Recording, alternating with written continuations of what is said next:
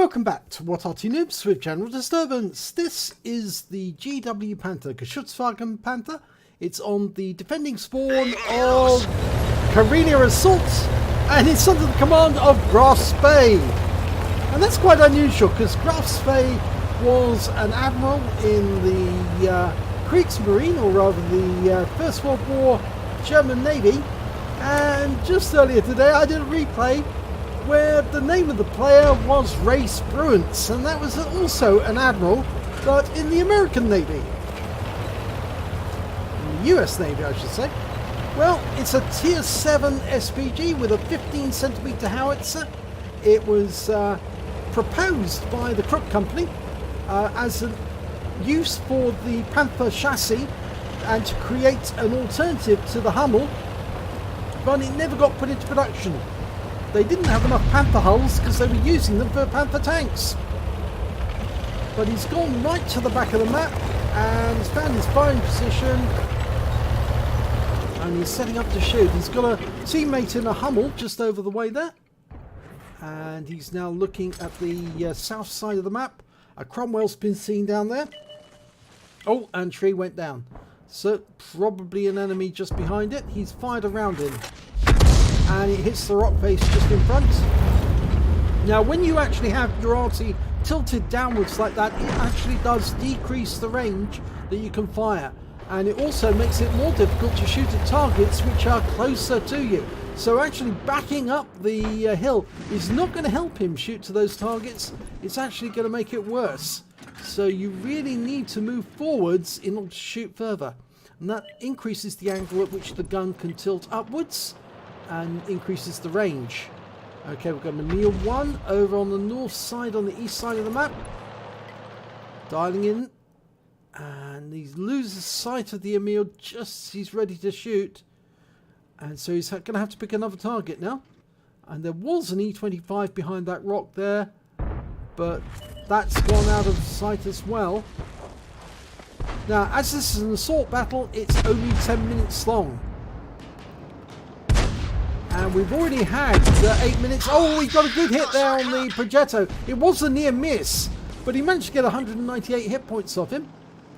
And he's adjusting his position again, and it looks like he's... well, he keeps changing his mind as to what he's going to fire at. There's the Emil. He's moved down, but he's got a red line, and that would mean the shell would hit the rock face before it hit the Emil. You can see it's just in the dip. There's a Thunderbolt up there. He can hit that. Just needs to dial in. Okay, he's ready to go. Rounds out. And he hits it. There was no explosion, so he definitely hit the Thunderbolt. We've got a BK3001P making his way into that dip. And the defender's just been killed. It was a KV4. This is a Tier 8 game, by the way. Tier 7 Arty and a Tier 8 game that's going to earn a lot more XP because he'll be firing at Tier 8 opponents. But the enemy appears to be doing rather well at the moment. They're 2 tanks up. And that BK can be wiped out with a splash, but that shell was just too far behind him.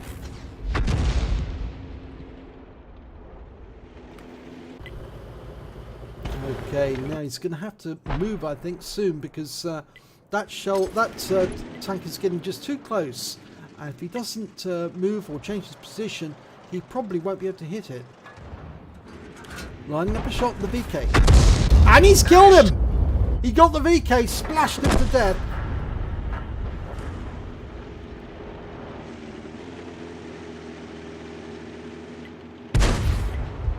Okay, E25 hiding just around the same corner. You can still splash it and do some damage.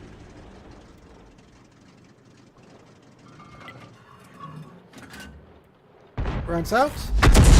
Well, if the E25's there, and I have to guess he is still there, he's certainly going to be badly damaged.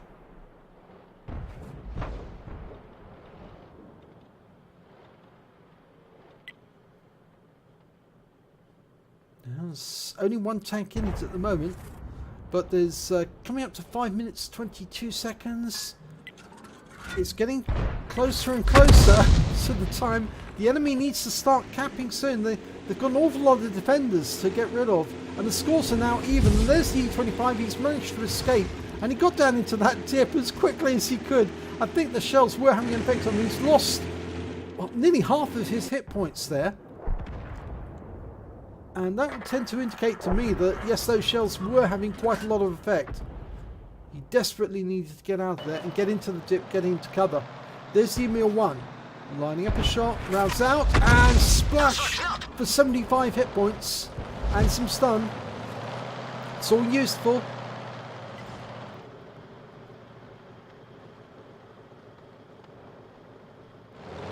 And coming up to 4 minutes 30 seconds. The Emil's trying to side scrape to get shots on the defenders. And we've got a perfect shot on him just about, yes. And that landed right behind him for 97 hit points.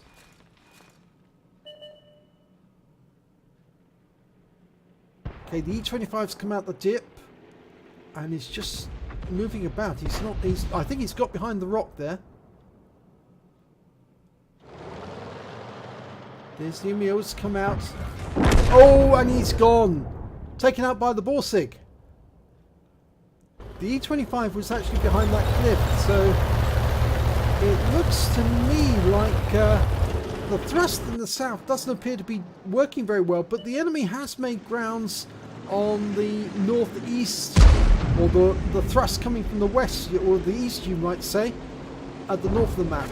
Fires around in there at the T29, gets some stun, but it doesn't actually damage the T29 at all.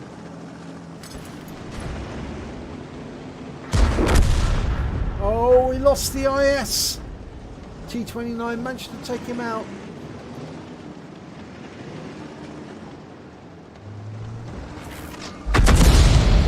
Okay, we're loaded. Rounds out straight away, and oh well, the round landed behind the T29, stunned him, but he still managed to take out that SU-100, or did he? No, he didn't. The SU-100 on the enemy team there took out the SU-100 from behind.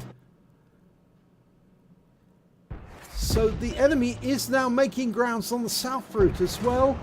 And that SU-100 is receiving quite a lot of damage. Round out.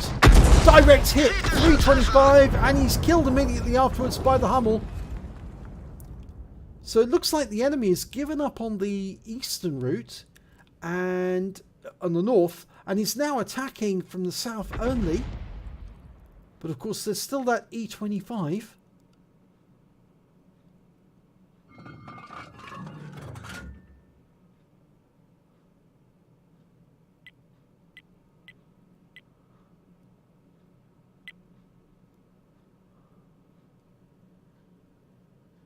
Still no sign.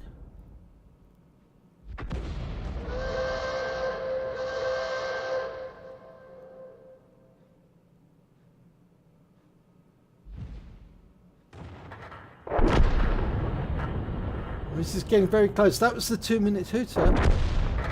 And it looks like the enemy's doing quite well because they've now got a 2-tank advantage. The Hellcat's moving around the corner. Oh, he's flipped! The Hellcat's flipped over. Can he get up right? I think he does, yes. Well, at least that's something. Oh dear, now this is a bit awkward. We've got a T29 to the south. We don't know what's to the west. The Hellcat's having a look. The Hummel's just to our south. The Borsig is sort of like protecting the south approach. The AT-15 is protecting the approach from the southwest, or southeast rather. But the enemy is pushing. Here's the E25. And that's the 1-minute hooter. 1 minute to win the game. They're going to have to start capping, and they have. The E25's in the cap, and he's got behind the rock to protect himself.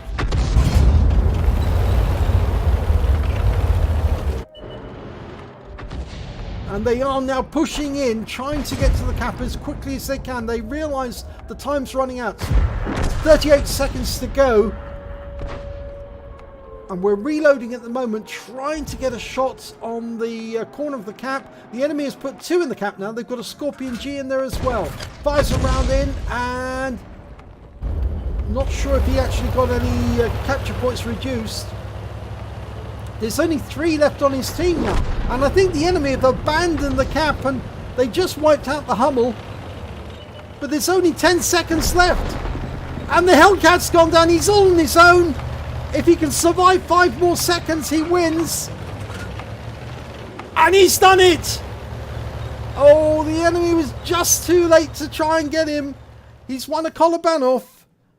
Let's have a look at the end of battle stats. Well, he didn't manage to get to tanker classification, but he did get a bruiser medal for getting at least 5 critical hits. He managed to get 8, and he got the medal that everyone would like to get, the Kolobanov Medal for standing alone against at least 5 enemies and surviving to win the battle. So let's have a look at the team scores. Well, he didn't get the highest amount of damage. That went to the Progetto on the enemy team. They managed to get 2,181 hit points of damage. Then came the GW Panther on the enemy team. He got 1,603. And then came the Borsig with 1,430. He actually managed to come in, well, quite a long way down. He's second on his own team, but he was quite a long way down if you look at the overall standings, because there were the AMX-13F3 on the enemy team actually managed to get more damage than he did, but obviously he won the game because he was still alive at the end and the enemy hadn't capped out.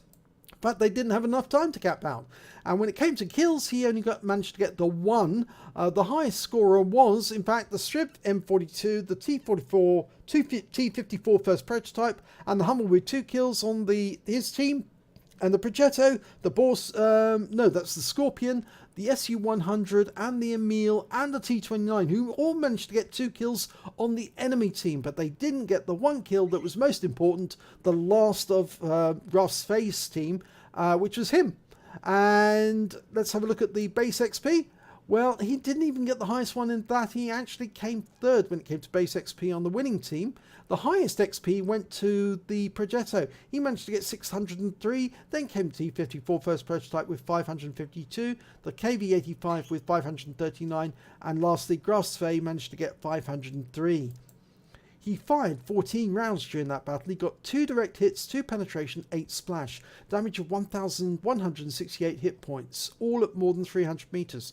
He damaged 6 of the enemy, but he only killed 1. And he did 260 hit points of stun assistance off 9 stuns. On a standard account, he earned 16,730 credits, and after ammunition resupply, which, well, the shells aren't that expensive, but because he did so little damage, he only made a profit of 1,050 credits overall.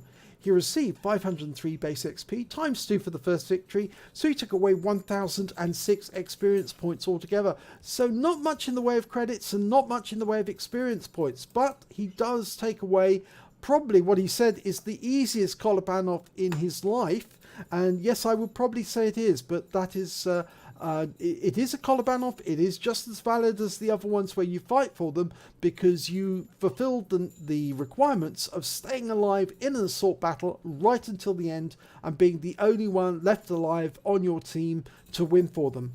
So if you enjoyed this replay, please give it a like and do subscribe to our channel, and hopefully it'll be your replay that I'll be featuring in the next video.